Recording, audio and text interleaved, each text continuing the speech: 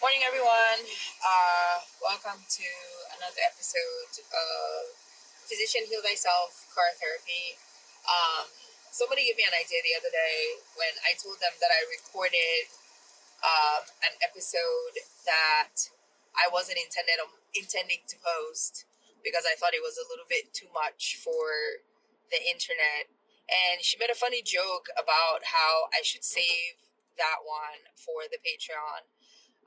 Given that I have only ever posted 7 episodes and I have not told anybody that I'm doing this yet, I don't think that there is a Patreon in my horizon anytime soon. But I'm gonna start doing these little things I maybe don't want to post immediately to save them for if the podcast ever gets anywhere and people are interested in knowing what I think about at random times. Then I'm gonna put these in a not very public, slightly different area. But anywho, today is Thursday. I just got off my overnight shift, Thursday the 22nd, and tonight will be my last night of the night shift rotation for the week, not forever, for the week. I think I still have 2 weeks on, which I'm starting. I think I'm about midway through. I'm starting to get fatigued a little bit. Thankfully, I know my body well enough to know that I am not burnt out. I'm just very fatigued, and it's a different feeling for me. But I know that a good nap, a good gym session, hopefully I'm able to get one today, will help. The thing that I wanted to talk about was just, do you ever have times when things from the past just hit you, like nostalgic feelings and things like that? Friends that used to be friends with that are no longer in your life for one reason or another. I am a very firm believer in the fact that God places people in our lives at opportune times for opportune reasons, and when those people's purposes are done in our lives, He removes them. Now, of course, He doesn't remove everybody from your life, because there are people that are meant to be in your life forever. But there are people that sometimes may seem like they are destined to be there forever, and they're only destined to be there for a season.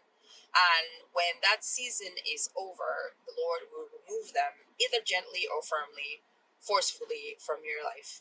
Um, and sometimes we find it really hard to let some people go, right? But I think that with the benefit of wisdom, with the benefit of discernment, introspection, things like that, we will eventually come to accept these things. I was thinking about a friend of mine that I met when I was 16 years old, and we became inseparable from probably the second time we met, because the first time we met there was a little bit of timidity.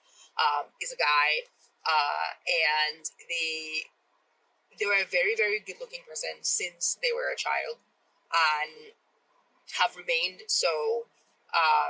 So the girls in our hamlet always were always flocking to him, and he didn't really pay them any attention, and we developed this very short, very quick friendship. And we would go everywhere together. He would come and hang out at my house and things like that. And as I grew up, I realized, I don't know if this is the same for everybody else, but there are not many people in the world in my life that I can have a frank conversation with. One of those people with the schmancy car lights are getting into my video. Well, you guys are just gonna see me in a halo. But there are not that many people in my life that I can have frank discussions about anything and everything with. And one of my favorite statements from him ever since he was 16 was always tu es ma meilleure amie, on peut parler de tout et de rien, which is basically, you're my best friend, I can talk to you about everything and nothing. And that is basically what this person was for me. They were the one person that I could talk to about everything and nothing. Stupid topics, serious topics, even when we were little. They had a series of heartbreaks in their lives. They had to be an adult really early. And I think, in the one hand, that shaped the person that they become now. But on the other hand, it made our friendship very, I don't know, there was a lot of wisdom in the friendship between the two of us. Not to say that I'm wise, but we were able to carry each other through a lot of like very rapidly progressing things. I didn't see them, I haven't seen them in a really, really long time. I haven't seen them in probably a decade and a half. But we had intermittently kept communicating up until about 3 or 4 years ago, with breaks in between for various reasons. Life took us to different places. Um, but this was somebody that I had made up my mind a long time ago when I had no idea how my life would turn out, that they were going to be in my life forever, or for as long as, we both had breath. And there are times, because eventually they did leave my life, there are times that I sit and I think of, losing someone that you have such a, just somebody that you can bare your soul to from time to time, right? I'm very fortunate now to have a family that I can, for the most part, be very free with. I'm not a very, outside of my family, there are not very many spaces that make me very comfortable. I have, in my, at this age now, I have figured out ways to push past my anxieties, to push past my like discomfort of being in public spaces with strangers, with people that I don't know. Outside of my family, though, like my family is where I am loud, I'm boisterous, I am like feisty, I'm whatever. And with my really close friends, outside of that, not that much. But with this person, I could be able to do all of those things. And eventually, once our relationship started to have the little holes in it that usually show you that you are at the beginning of change in your relationship, that you and somebody are no longer walking the same path, it really broke my heart. It broke my heart to see that, this person that I had envisioned a long life with and things like that, or that I had envisioned, if nothing else, being in my life for a long time. Because when I was 16, we had decided that we were going to get married. When I was 21, we were still talking about getting married. And then at 21, like it was hell in a handbasket. And then our relationship was never the same again. But every now and then I sit and I think about this person, this friend that I had, that I could basically be myself in every capacity with. And even after our relationship fractured, we still would communicate. And that, like, the winds of the old relationship would blow, right? And for a second or two, I would feel like I was talking to my old friend. And then I would remember the reason why we are not in that space anymore. Um, and there's a lot of hurt there, and there's a lot of like sadness there. But sometimes, the nostalgic feeling hits you. Like, I got off work today, and I just got off the phone with my little sister, who I woke up. Like, I actually feel bad. She has twin babies and twin toddlers, and there was just something in my heart that I felt as I was walking out of the hospital, that I felt like I needed to share with her, which is why I say that I'm lucky to have family that is always present. Because my sister is a project manager. She had a baby. She had her babies a couple months ago, and she's back to work already. I think she's back to work already, doing like her 14-15 hour job, on top of taking care of these babies, on top of taking care of her toddlers, her little one, all of that. But she still has time to pick up the phone for me at 6 in the morning, because I have a random thought that I want to share with her, which I did share, and I was like, yeah, you can go back to sleep. So anyway, the nostalgic feeling that hit me was, this was the kind of thing, the thing I shared with my sister was the kind of thing that I would call my friend at any hour of the day, even when we were separated by 6 hours of time difference. I would call them and talk to them about this. And now we no longer have a time difference, because they are actually much closer to me than they have been in years and years and years. And I can't have that conversation because we don't have that relationship anymore, and it makes me really sad. It breaks my heart.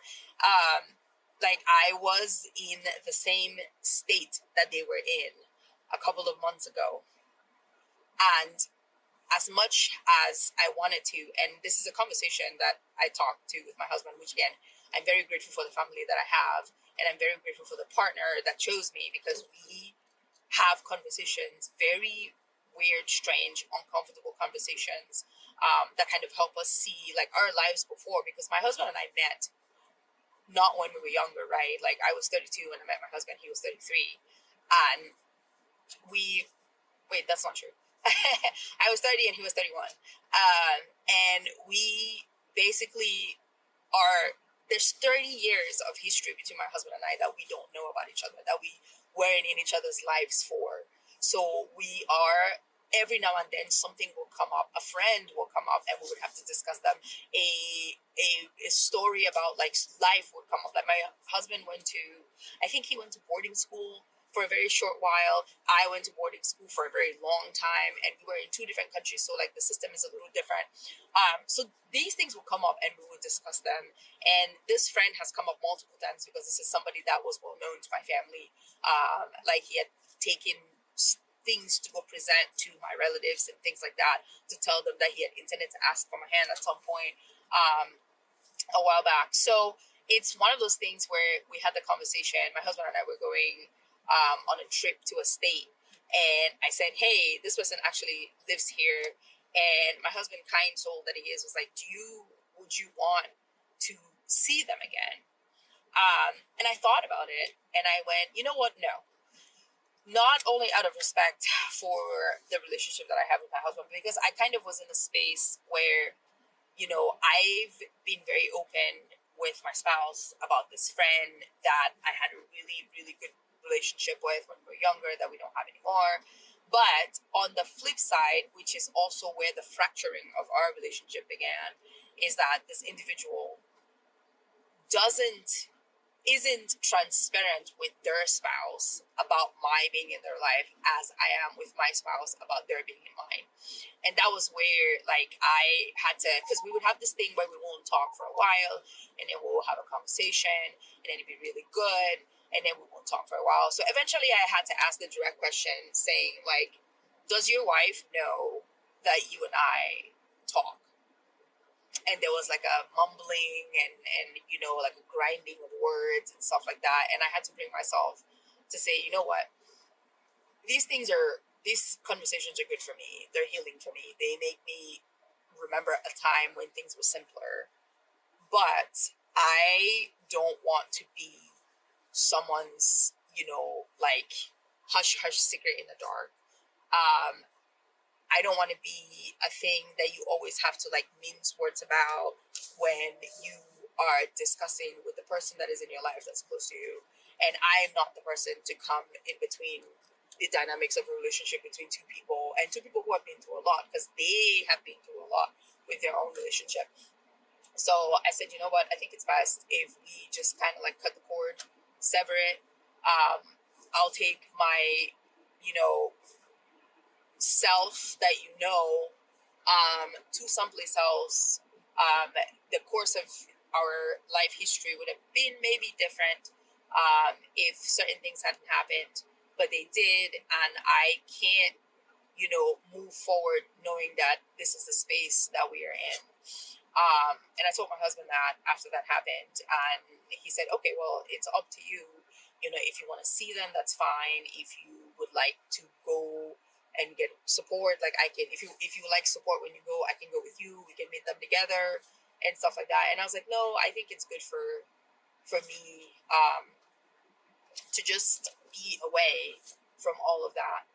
But every now and then I sit and I think about like the conversations that we used to have, the way the conversations would flow, the ease that I would have, the way my spirit would be lightened whenever we talked. And it makes me sad. It makes me sad that sometimes, the people that you think are the best people for your life end up not being, and then you have to remove them, or they have to remove themselves. But I believe that everything happens for a reason. I'm having a series of different nostalgic bursts today. One this morning was about gratitude, because of something that I saw in the hospital that related to somebody that's very close to me. And so I called my sister to share with her. And then the second was this thing. But anyway, this was a rant. Maybe it wasn't quite straightforward to follow.